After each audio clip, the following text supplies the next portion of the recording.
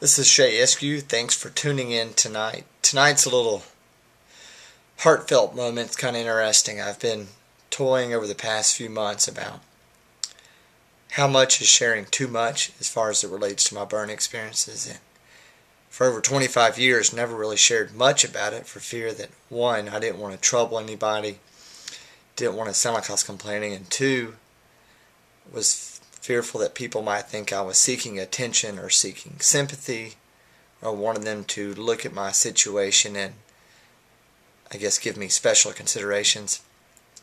And it's interesting because every time I start to think about that and question, is the motive right? Am I doing it for the right reasons? God sends little reminders that yes, you are doing it for the right reason. Point being, I got a handwritten letter from a 13-year-old girl whom attended a Rotary Youth Leadership Conference I spoke at 2 weeks ago. The girl approached me after the conference, had a birthmark, probably about 2 inches in length, brown, on her face. It's definitely something you could see, but to me it really wasn't that big of a deal, but to her obviously it was.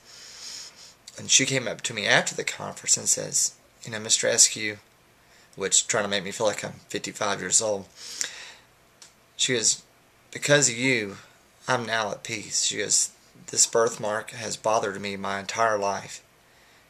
And now I see it's stupid. This is something that's immaterial. This doesn't affect me, my spirit, my heart, or who I am. This is something that's superficial. And talking with somebody like that really puts it all in perspective, and it reminds me of what I've dealt with my whole life is, as with most people, too often we're our biggest critic. We want to be perfect. We want to be flawless. And all of us aren't. We all have our own struggles. Some are more visible than others. For me, the burns is pretty out there in your face, whereas some people have more mental scars, but it makes them more, susceptible to questioning their appearance. They don't have the confidence to go out there and be who they really are. And then tonight, of all places in Walmart, another teenager from the same conference came up and said, "Hey, you're that guy." And I was like, oh goodness, what I do now? She goes, "You spoke to us at that Rotary conference." She goes, "I want you to know you changed my life forever. Because of you, I've now gotten involved with a startup nonprofit and really look at things in a different light." And this really couldn't have come at a better time. I've caught some slack with a few people giving me a hard time. I won't go into details on that, but basically referencing that they thought I was seeking out attention to my cause and that kind of distracting me from what the true cause is, and that's creating awareness for burn survivors and trying to give back thanks to the Shriners for everything they've done for me over the years. Long and short, I'm just reminded that you got to stay focused. You can't let these kind of people distract you.